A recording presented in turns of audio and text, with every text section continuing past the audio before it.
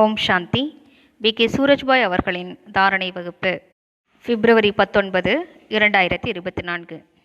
ஈஸ்வரிய ஞானம் கிடைத்த பின்பு சரளத்தன்மை நிறைந்தவராக ஆவது, தன்னைத்தான் லேசாக்கிக் கொள்வது, இதுவே ஞான சொரூப ஆத்மாவினுடைய ஒரு முக்கியமான லட்சணமாகும்.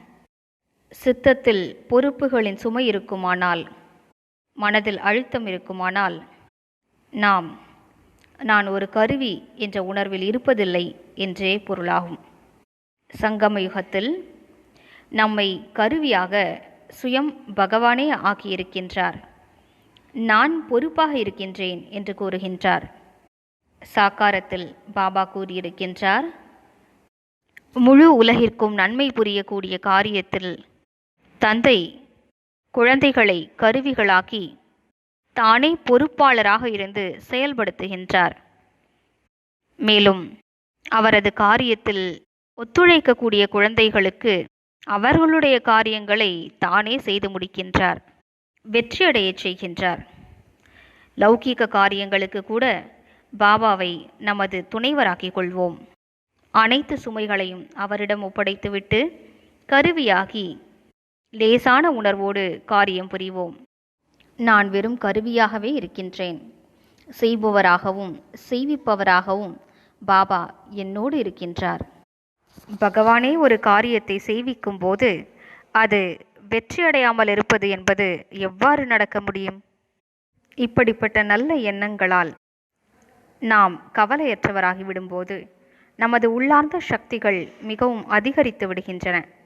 இந்த சக்திகள் நமது காரியங்களை சகஜமாகவே வெற்றியடைய செய்து விடுகின்றன.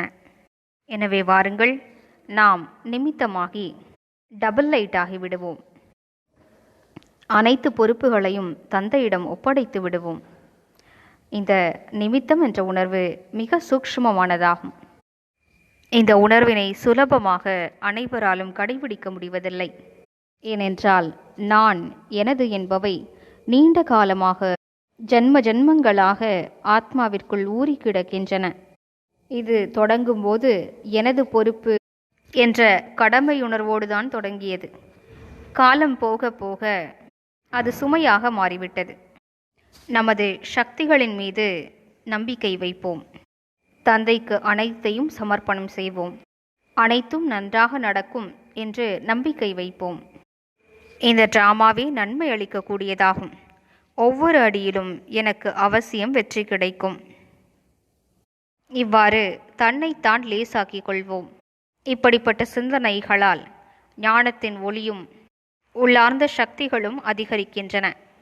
இந்த லைட் மற்றும் மைட் இருக்கும்போது காரியம் வெற்றியடையாமல் எவ்வாறு இருக்க முடியும்? நாம் ஒரு பாதையில் சென்று கொண்டிருக்கிறோம். அங்கே வழிநெடுக ஹாலோஜன் விளக்குகள் எரிகின்றன. அங்கே எவ்வாறு செல்ல வேண்டும் என்ற முழு ஞானமும் நமக்கு இருக்கிறது. மேலும் நாம் சக்திசாலியாக இருக்கின்றோம். நம்மிடம் வாகனம் இருக்கிறது. அப்போது எளிமையாக அந்த இடத்திற்கு சென்று விடுவோம். எனவே வாருங்கள், வெற்றி பாதையில் ஃபரிஷ்தாக்களாகி முழு உலகிற்கும் நன்மை செய்வதற்காக புறப்படுவோம். சாதாரண மக்களுக்கும் ஞானிகளுக்கும் என்ன வித்தியாசம்? ஞானிகள் எப்போதும் லேசாக இருப்பார்கள், மகிழ்ச்சியாக காரியங்களை செய்வார்கள். யாரிடம் ஞானம் இருப்பதில்லையோ ஒவ்வொரு அடியிலும் சுமையை அனுபவம் செய்கிறார்கள். உறவுகளை பராமரிப்பதில் பாரம், பேசுவதில் பாரம், கடமையாற்றுவதில் பாரம். இப்படிப்பட்ட சுமைகள் பறக்கக்கூடிய இறக்கைகளை கூட நிறுத்திவிடுகின்றன. எனவே இன்று முழு நாளும் நாம் சுயத்தினை நிமித்தம் என்ற உணர்வில் நிலைக்கச் செய்வோம். பாபாவிடம் அனைத்து சுமைகளையும் ஒப்படைப்போம். நான் டபுள் லைட்டாக இருக்கிறேன். ஆத்மாவும் லைட், மேலும் இந்த உடலும் ஒளியாலானது.